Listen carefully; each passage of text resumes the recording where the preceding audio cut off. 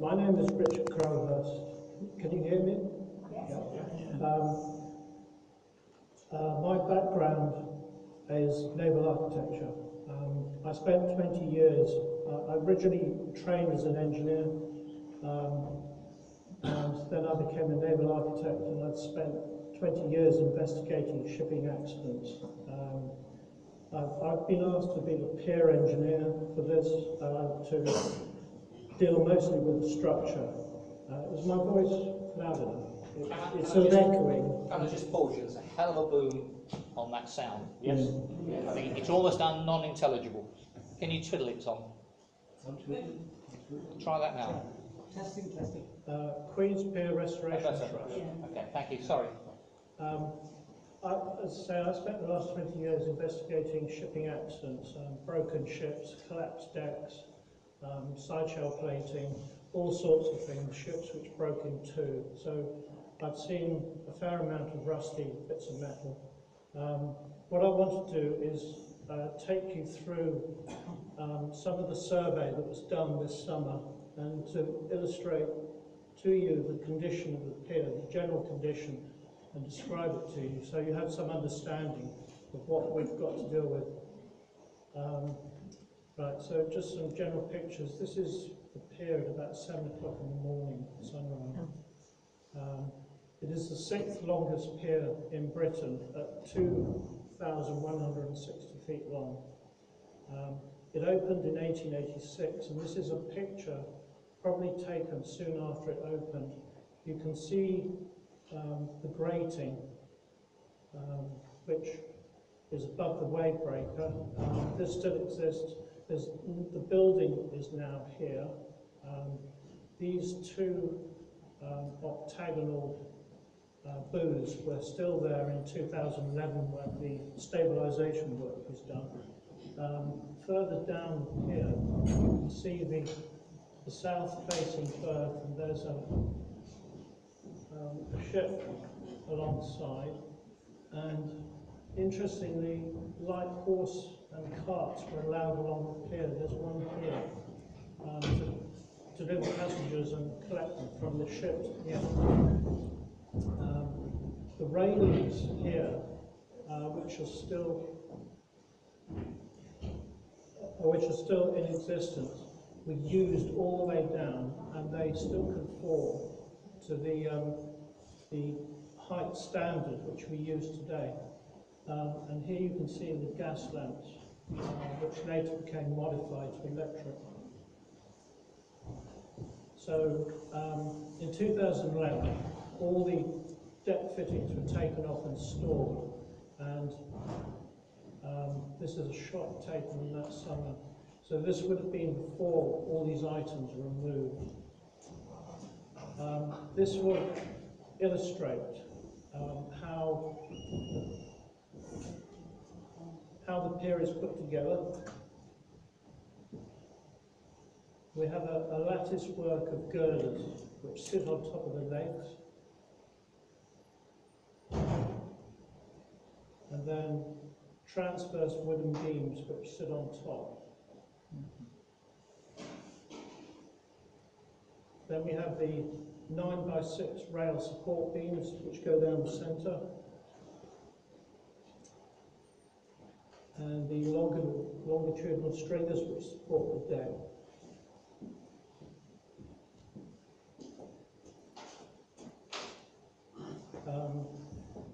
There are 5 wider sections down the pier. These act as stabilisers to stop the movement in a sideways direction from environmental forces, which could cause cracks to appear at the tops and bottom of the legs.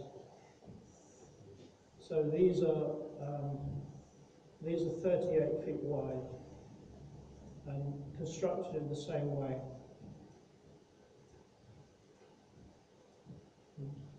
Deck beams, the rail beams, stringers, and the decking.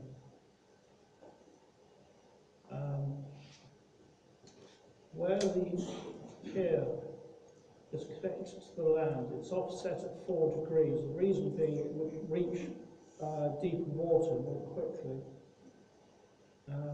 And this is a picture taken from the original set of drawings from 1882, and it's a cross-section through the pier, the wide part of the pier. You can see the legs, the cross bracing between them, which supports them, stops them moving sideways, the horizontal tie bars, the transverse frames at the top. And interestingly, it shows how the pier is supported actually in the beach.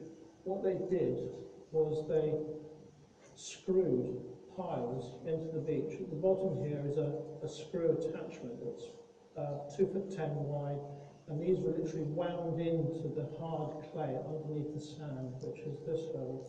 So below you have marl, and the legs sit in this, and it appears that none have moved after 135 years. This was actually a sort of common way that piers were being made at the time, because there are 86 piers built around the British coastline, of which there's 54 left, and this is one of them. So ours is 135 years old. This shows a side view, how it's put together. These are all the wooden beams, the longitudinals, the rail supports and the rail lines. And this illustrates how we plan to go about the work. What we will build is a gantry which will sit on top of the legs, which are known strong points. Then remove the timber work.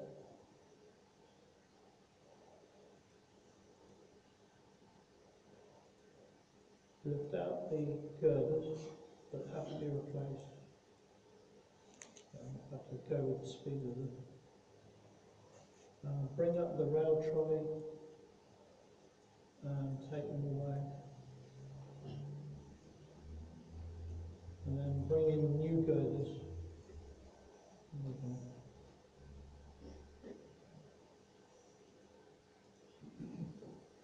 Lift them into place.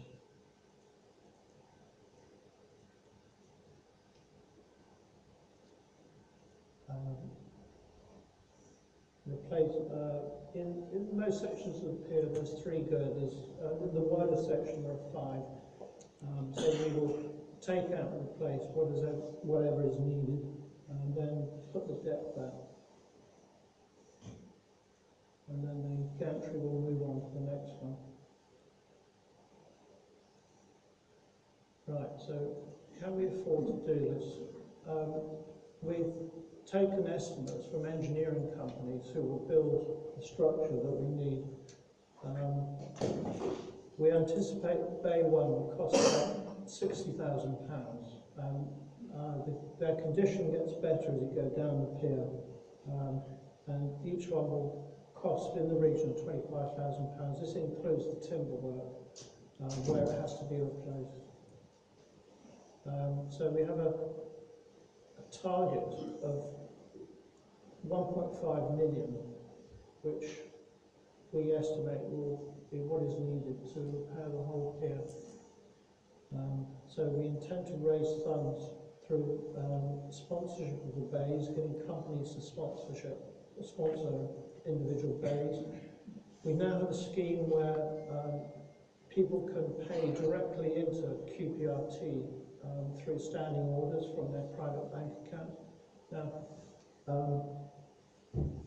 just to illustrate, if a person pays £1 a month, £12 a year, and you get 5,000 people to do that, then that raises £60,000 a year. So it may seem a very insignificant individual contribution, but rolled out across the island, it becomes a large contributor. We have a PayPal facility on our website. We're looking at a 5 to 7 year commitment. So, presumably that we get on with it, right, identify the skills that are needed. We need engineers, carpenters, and general handyman, people who can help, or just paint. because we plan to do this with volunteers. We're not going to be wealthy enough, we don't think at the moment, to be able to pay people to do it, so we plan to do this with skilled volunteers who have the necessary attributes. We need people who can just run events, to make money, to make scones, cakes, everything that's needed at festivals and events. We need to set up teams to carry out these actions. We need engineering teams, carpentry teams, and events teams. And we need to manage the whole process with team leaders who will take us a number of people and achieve an end. So this is a community project. It can't be done by 10 people. We need a whole community to support this. So whatever skills you have, please come and talk to Francis at the end. Those Francis. And if you can help us, then please do. Right.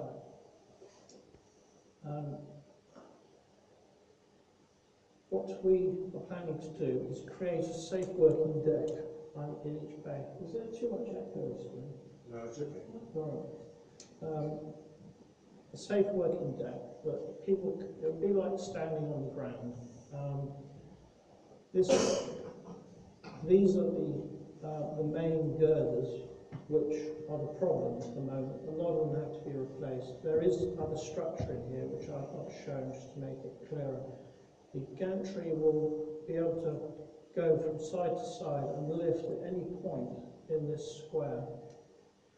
There will be side railings to stop anybody falling off, right? And the intention is that the parts that need to be worked on will be at sort of chest height to make it easy. So the work platform will be as shown here. The girders, which are 3'3" high, are here, and everything comes into an easy level. So you'll have people on the deck taking away things which are faster than by the guys on the work deck. And this just illustrates how it's put together. You have 11 by 4 deck beams. You have the stringers which sit on top. These are bolted through down the girders.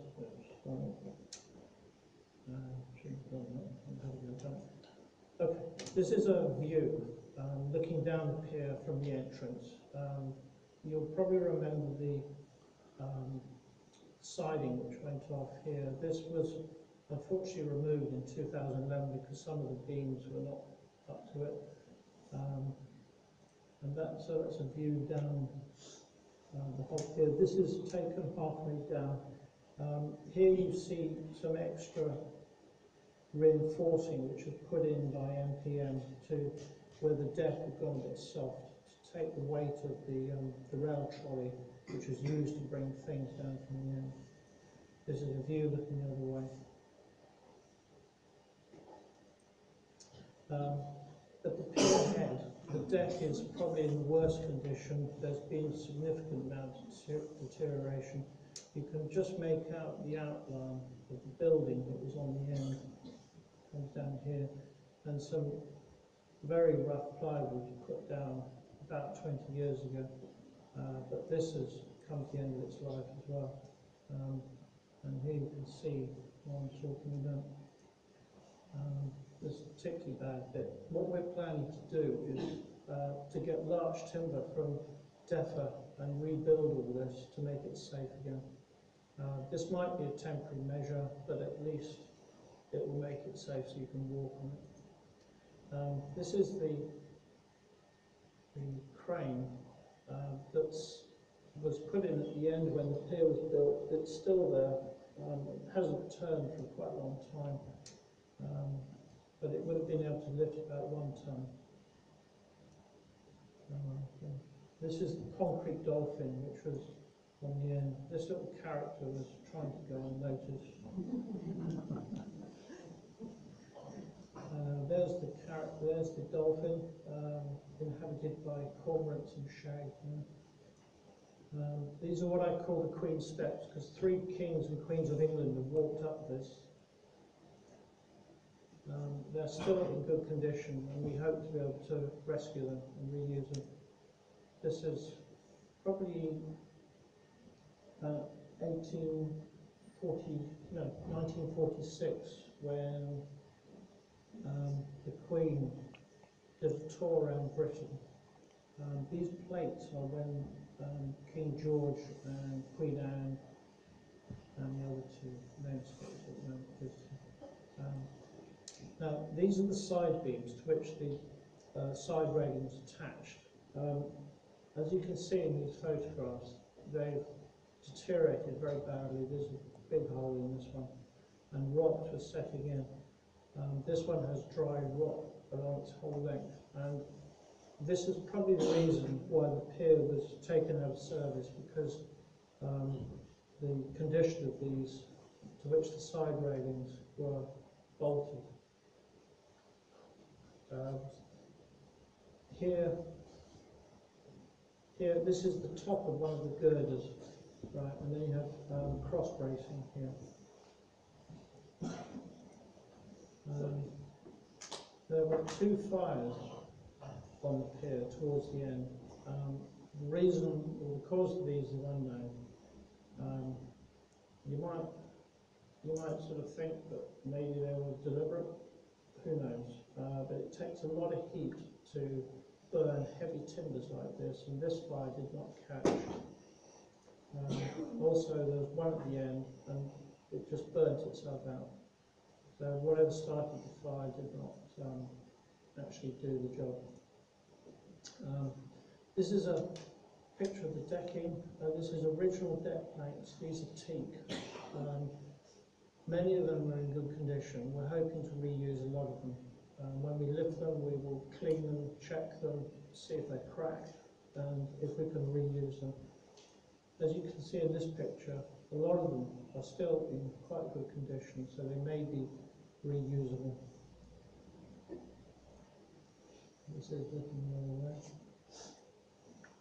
This is a part where it's lost a lot of the planking, but it reveals the stringers underneath which support the decking. This is where some seagulls have been having lunch. This was taken on May the 1st at the ceremonial unlocking. We estimate about 300 people came, and we collected over £1,000 in buckets in less than 1 hour. Now this rail trolley was used to transport bags up and down the pier. It would have been hand pushed in the early days, but we think this is probably dates right back to the time when the pier was opened in 1886. These are pictures inside the entrance building. This beam has got dry rot in a bad way, so it's going to have to come out. The entrance building was completed in 1956. This is the kiosk. This would have been the window through which you paid. And this is the desk. This is an original key cabinet. This is another beam that is going to have to come out. And this south cubicle we anticipate turning into public toilets for the pier workers. Right, this is a view underneath. This is the bulbous wave breaker. The purpose of this is to stop or to prevent waves slamming against the wall and upward masses of water moving directly upward and smashing against the structure of the deck, which would damage it in a bad storm. So this was put in place to sort of absorb the energy of the waves, and it's still in good condition. Here's another shot. This is sort of general condition of the steel or the iron. It's wrought iron underneath. This is the centre girder, which is reinforced with a 12-inch plate. This was underneath the railway line. This is sort of the general condition of many parts of the pier in the area where corrosion has had a sort of serious effect. These are rivets which are sort of like breaking up. This is the gratings by the prom wall, which water could pass through. These are substantial timbers which support it. Sort of general condition in Bay 1. If anybody knows who this is, if you have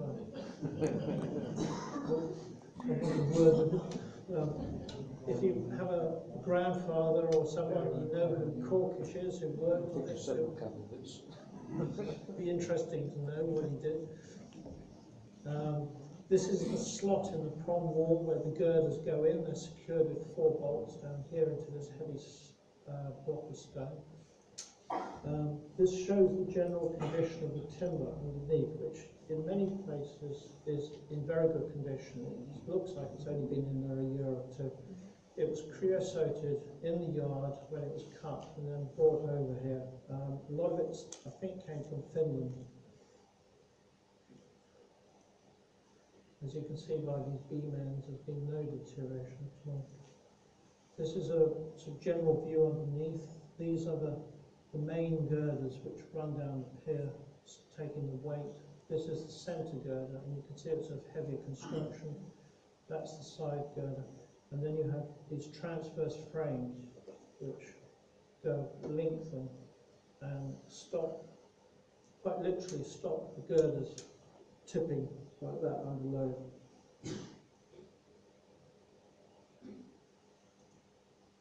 Another general shot, not very good condition. This is why all the ironwork in Bay 1 is not good enough to go again. It's going to have to come out and be replaced. And we can see how it's breaking up here. This is particularly bad. Wrought iron has a tendency to delaminate under in heavy corrosion. It breaks down between the layers. As you can see, it's going on here. This girder is particularly bad. This is about halfway down, and there's not a lot of strength left in this. In places, it literally is just falling to pieces. There's no strength left in this. This has lost a significant portion here. And yet there are other areas which are in good condition, which still have their paint.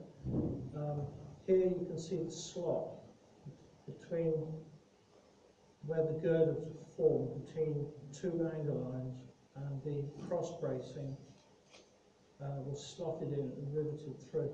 Now that could be used again, taken out and inspected. We might be able to use that again, and some of these pieces as well. But as you compare it to other parts of the structure, which are seriously corroded, the deck beams have had quite a bit of damage at the ends. The middle part is good, but the ends need work. And what we're looking at is splicing a piece on the end about 4 foot long and splicing it through, bolting it down, so they wouldn't use the main part of the beam, but just repair the end. Here we have the palms which sit on top of the legs. Some of them have cracked through because of corrosion which has built up between the 2 parts in here. And although it looks bad, it's not that bad because they are through bolted with 3/4 inch bolts there and there. So even if this was to crack all the way through, it would not fall off and things fall on the beach. We estimate about 10, between 5 and 10 of these have gone. We're going to carry out a survey of this part in particular just to find out what their condition is. This can actually be repaired. You can put a collar underneath it to take the weight. You can also cross-stitch it with plates in slots, which will hold it together. But it is not in form of the beach. There's too much support from everything. This is another one that's got a hairline crack down there. Now, this leg has been hit by something. It's the only leg which is in this condition. And I think this happened in 1994 when they were taking down the berthing head at the end, and a barge broke free and came ashore, and it looked like it clonked this at that point. But you might think that's bad, right? But actually it isn't, because it actually shows how strong the legs are. It obviously took a really heavy blow, and it survived it, right? And whatever hit it just carried on. So this actually demonstrates that the legs are actually still in good condition. And the beach, the barge ended up on the beach. Do you remember this? It was in 1994. Yeah. This can be repaired by cross bracing it from that point up to the corners. And there's a view of it. It's been bent about 3 inches out to true.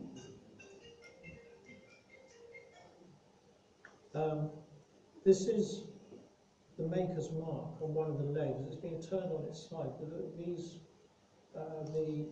The legs were rolled in Middlesbrough. You just made out Middlesbrough BE2 something. I'm not sure what that means. But it's interesting to see that it's still on there. Now, everything that was taken off was put in containers up at Derby. These are the old gas lamp stands, and it looks like everything is up there. I mean, there were rumours going around that a lot of the stuff disappeared, but I don't think that actually happened. And there's about 25 tonnes of stuff in these containers, as you can see here. These are seat backs, these are stanchions, there's more stanchions here. So I don't think we need to worry too much about that. This is the pier head with its current residents. And this is the man who's responsible, who we have to thank for building such a good pier, Sir John Coote. He was a Cornish man by birth. He was an apprentice to a company in Plymouth, and then he went on to design some of the most famous ports around the world: Melbourne, Sydney, Brisbane, Calcutta, and he was knighted for his services to the British Empire. He also oversaw the construction of the largest man-made port in Europe, which is Portland Harbour. And one of the last things he did a couple of years before he died was he designed the pier, for which because of this man, we still have it, and his design brilliant. Now, the tollmaster one time had a dog called Peggy, and Peggy was the messenger boy, or messenger dog. He used to run mail to the end of the pier, and this is, I'm not sure when this was taken, but quite interesting. This is the midpoint of the pier, is the passing bay. I expect you remember that. This was being taken when King Edward VII landed, just after opening. Some team of people who came over. These are the buildings at the end. This one's a hotel. They are now no more. This is the Pier Head Cafe. There's that trolley which I told you about earlier. This is the entrance to the East Berth and the South Berth. Some of these things still in existence. They're up at the Motor Transport Museum. This was taken in 1970. A couple of the Wickham cars are still with us. We are looking at the possibility of buying new rolling stock. This is an electric tram which is powered by batteries. We're looking at the possibility of running this. They carry about 30 people, but it's something that is being looked into. We may be able to use some of the old stock, but it will have to go through significant changes because most of it's unbraked, except for the locomotive. This is, I don't know what's on there. No.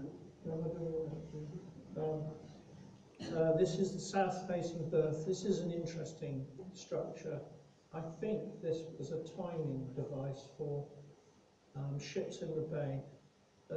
This would have been hoisted up to the top, and at precisely 12 noon it would have dropped. It would have taken a second to fall from the top to the bottom.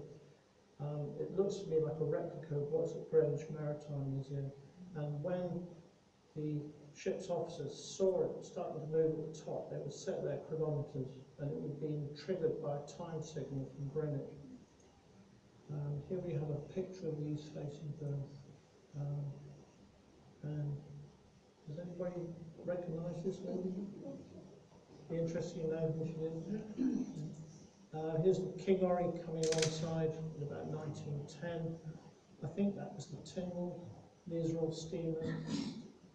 The Manxman, she was a motor ship, I think that is the Victoria coming alongside. Ben Creed. This one did service in the First World War as a seaplane carrier. And here they were able to put about 2,500 people on these ships, which you wouldn't be allowed to do today, but they carried a lot of people.